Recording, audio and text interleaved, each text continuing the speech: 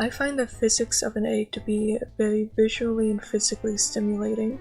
It falls with such a unique weight. This may have to do with its delicate exterior and liquid adjacent interior. It makes for a very unique weight distribution. It falls with such gravitas, and it, for instance, gives the impression that it may not break and may even bounce a little when it hits the ground. But gravity violently affects this object. It practically sinks into the ground in an instant. It doesn't even shatter, fulfillingly, or make a seemingly appropriate noise. This feels like it creates an interesting juxtaposition. The momentary belief that the egg may survive is crushed in an instant. You don't even truly get the satisfaction of a dramatic death. As stated before, the shell breaks in a rather unceremonious manner. Given the delicate nature of the shell, it may be thought that the shell would break into many pieces, but the egg instead seems to open up. The internals spill onto the floor. It moves in a miasmic manner due to the gelatinous interior, due to the gelatinous quality that draws out the whole process to an uncomfortable length. It's hard to not equate the visual to a dying creature. But is it not that? The choice of an egg itself is a very interesting choice of object. It's not really considered meat, but unlike other things in that category, it had the possibility to become meat due to having the chance to become a living creature. Eggs are often used to symbolize fertility, a new life, and that things will change for the better. But the egg often isn't shown to be hatched yet. It's purely a possibility. But the dropping of the egg takes that away.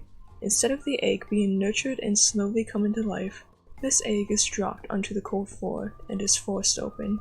This display can symbolize the rejection of a new life, the insistence that things won't change possibly for the better. Maybe not that it won't happen, but that someone won't let it. Maybe the possibility was too much to welcome. But what about the setting?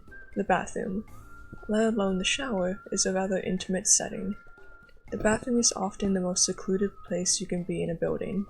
At least you would hope it be. Doing such a violent action onto a lone egg in such a setting must mean something. Again, this is a lonely place.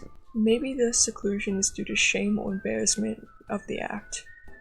This could imply that this display could be rejected by the general public, that this action is purely selfish, only for one person's gain. Maybe the decision of the shower could relate to cleanliness. The shower is where one cleans themselves, where things are made clean. The breaking of the egg makes a mess. You can simply turn on the shower and wash the gunk down the drain. If the breaking of the egg was a violent action, the washing away of it accentuates the finality of it. The ending of possibility is final. Or they simply don't want to dwell on the action. It's understood what the action represents, and it's not liked. So the possible washing away is to just erase it so it can be forgotten about. Maybe the shower wasn't present to clean. It just seemed like a thematically appropriate place to do this process. Getting rid of the pure concentration of possibility that is the egg does make everything simpler, cleaner, one may say. But you don't see it, do you? I mean, you don't see the shower turn on. The shower might give the implication of being clean, but said process is never shown. It feels like a pretty lie.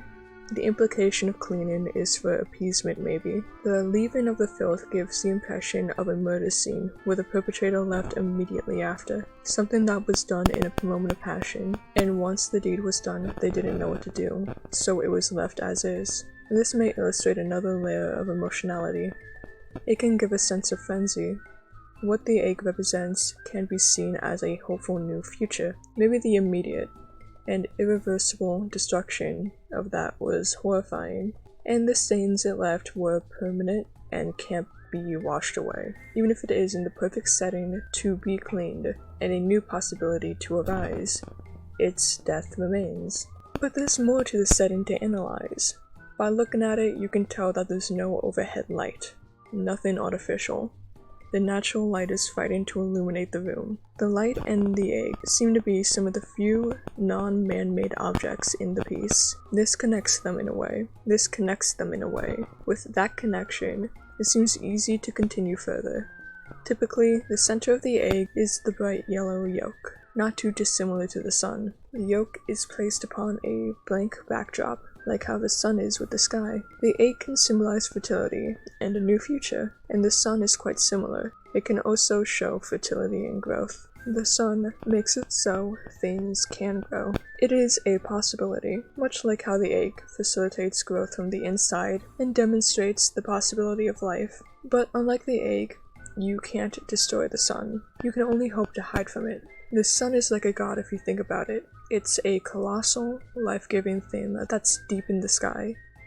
I previously established why the egg and sun are very alike. Because the egg is so like this godlike figure, should this egg not also be considered godlike?